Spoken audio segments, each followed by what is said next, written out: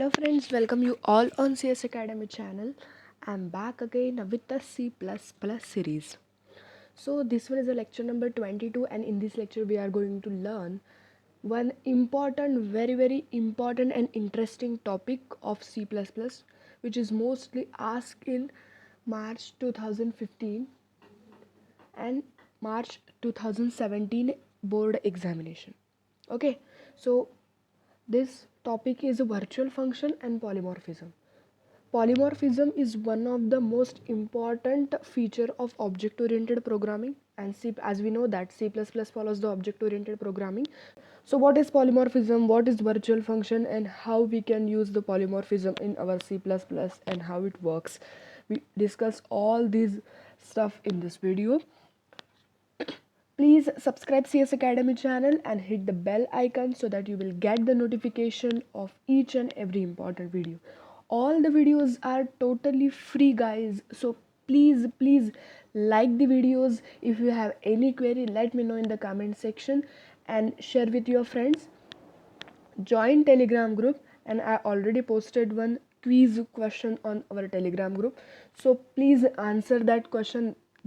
The questions are very much important as per your exam point of view. Okay, so let's start our today's lecture number 22, virtual functions and polymorphism, C++.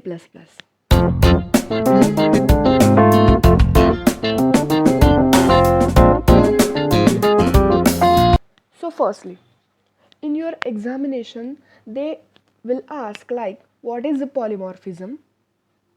They will ask question like this: what is the polymorphism, and explain the runtime and compile time polymorphism. There are two types of polymorphism. One is the runtime polymorphism and second one is the compile time polymorphism. So what is actual polymorphism, and explain the two types of polymorphism.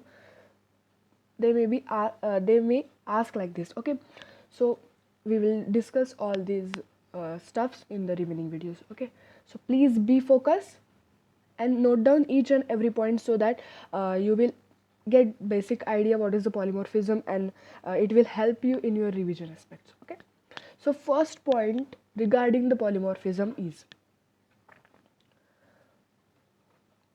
polymorphism refers to identically named method. Excuse me. Polymorphism refers to identically named methods, member function, that have a different behavior depending on the type of object they refer. Basically, what is a poly? Poly means many. Poly means many. Polymorphism means different behavior. One function performs different behavior.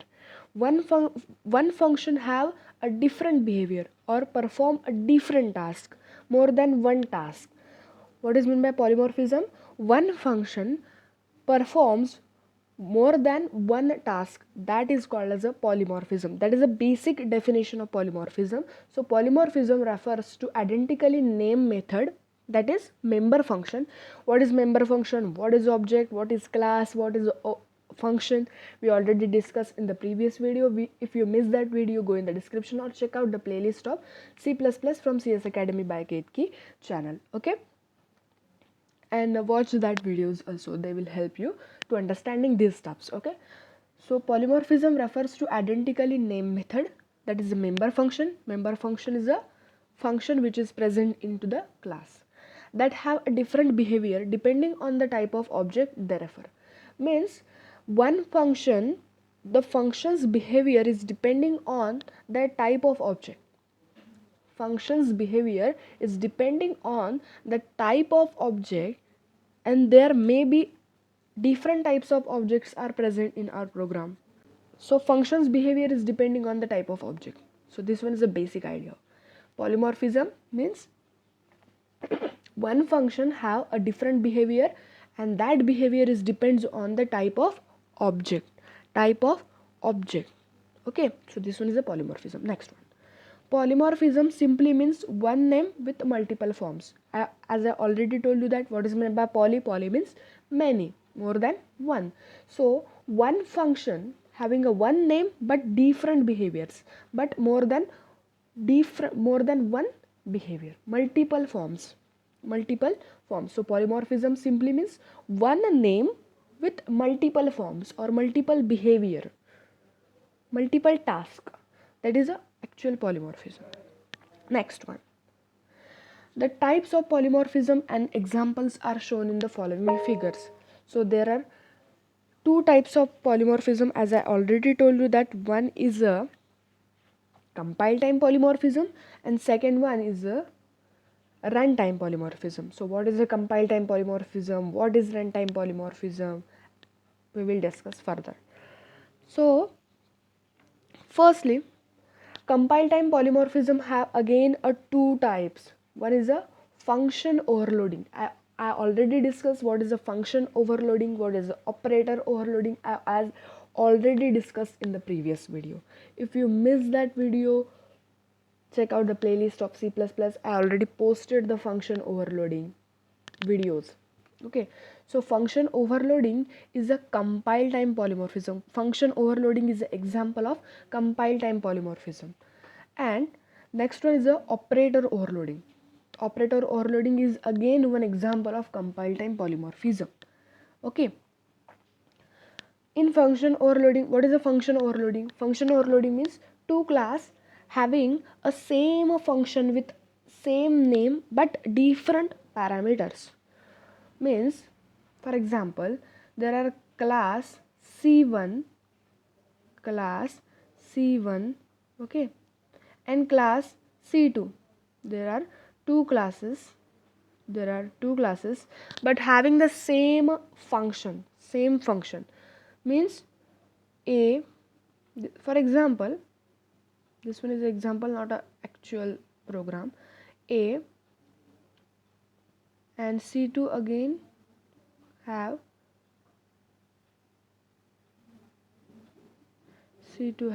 A. So that these are the C1 and C2 are two classes. C1 and C2 are the two classes, and A1 is a member function of C1 and this A is again member function of C2. The two classes having the same function with same name but parameters are different. These function have a parameter A and these function does not contain any parameters. So this one is a function overloading. By checking the parameters, number of parameters, we will decide which one will use. Okay, so this one is a function overloading basic idea, and if you miss that video, go and check out that video. Okay, so operator overloading is again same. We will give the different definition to the existing operators. Okay, so in runtime polymorphism, virtual function is a very much important concept in object oriented programming. So virtual function is an example of runtime polymorphism. Okay, next, firstly we will see what is the compile time polymorphism.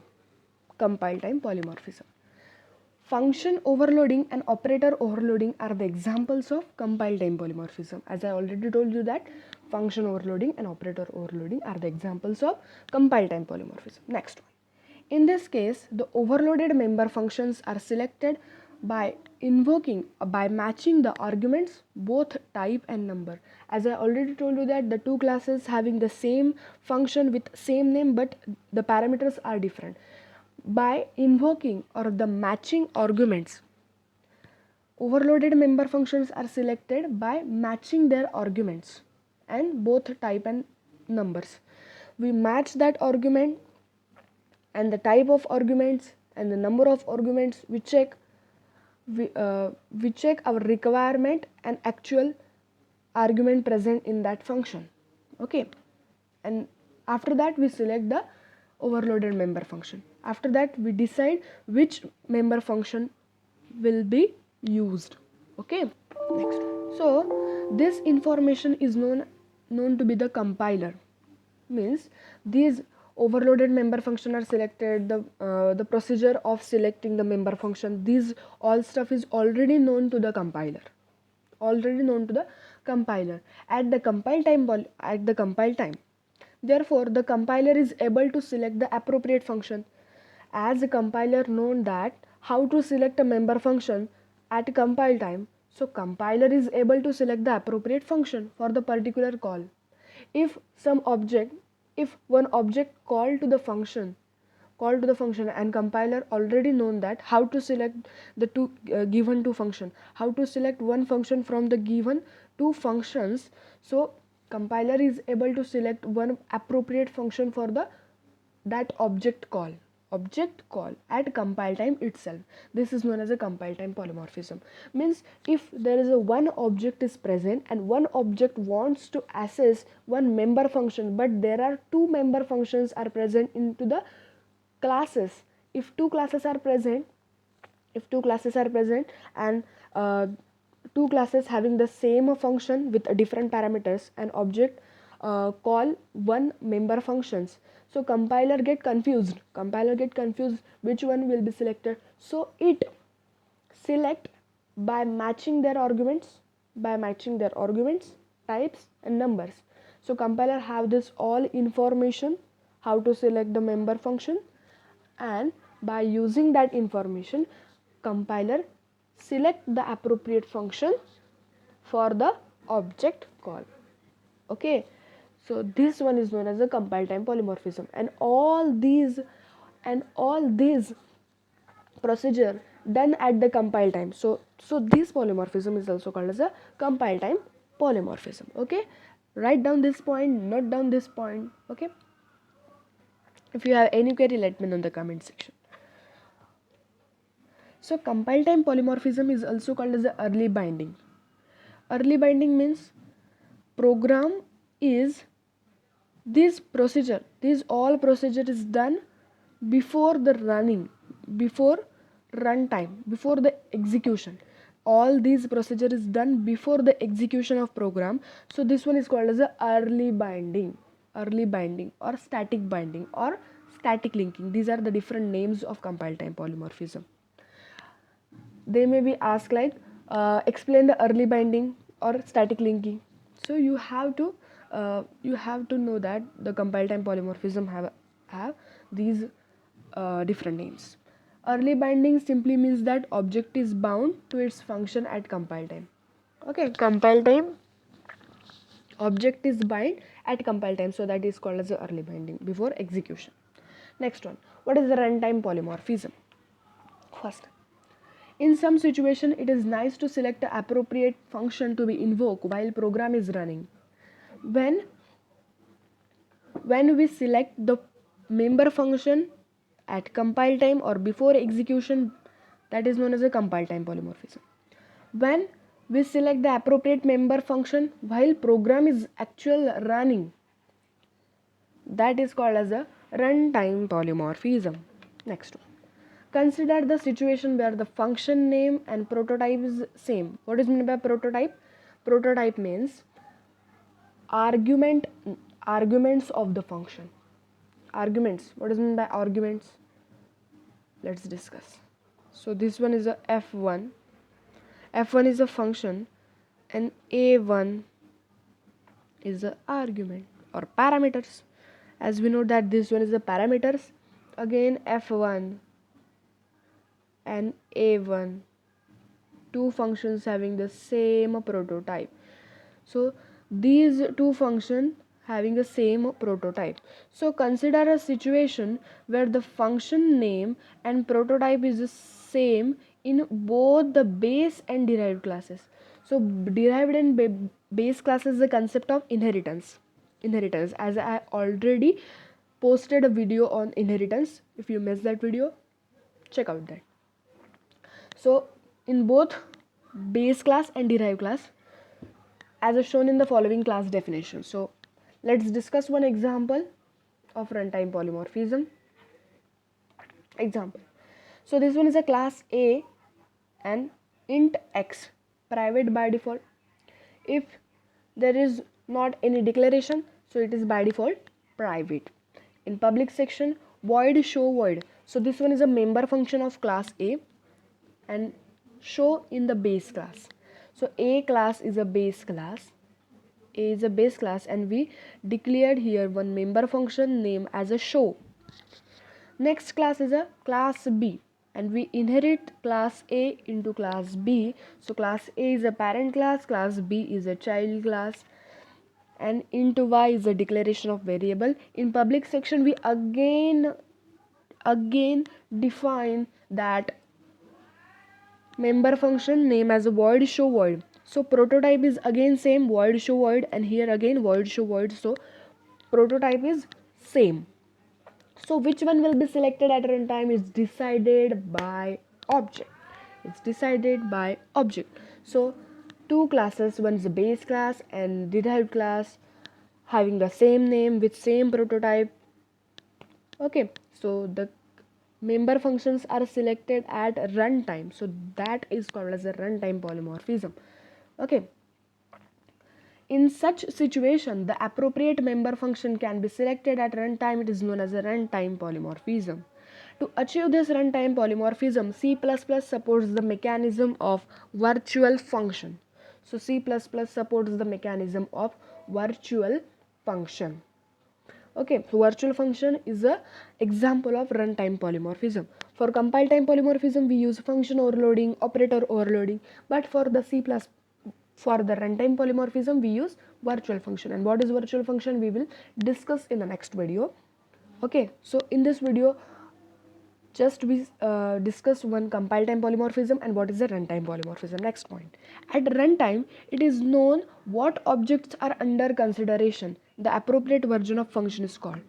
Means at runtime we decide or we decide what class objects are under consideration. Since the function is linked with the particular class, much after its compilation, this process is termed as a late binding. Means what does mean by late binding? The compile time polymorphism is called as a early binding and runtime polymorphism is called as a late binding. Before execution it is a early binding, that is a compile time polymorphism. Yeah, but this linking is done into the running process or execution process, so that is called as a late binding. Means after compilation function is linked with a particular class. Function is linked with a particular class after compilation. This compilation is already done, and after that that function is linked with a particular class. That is called as a late binding, and it is also called as a dynamic binding. Because the selection of appropriate function is done dynamically at runtime. The dynamic binding means the selection of appropriate functions, means the selection of one function from the two is done at run time, that is execution times. So that is called as a dynamic binding. Okay, so this one is all stuff of runtime polymorphism and compile time polymorphism. Okay, if you have any query, let me know in the comment section or ask me question on our Telegram group. Okay, note down these points. These points are very much important for you guys. Okay, thank you so much for watching this video. We will catch you in next video. Please share, subscribe our channel and hit the like button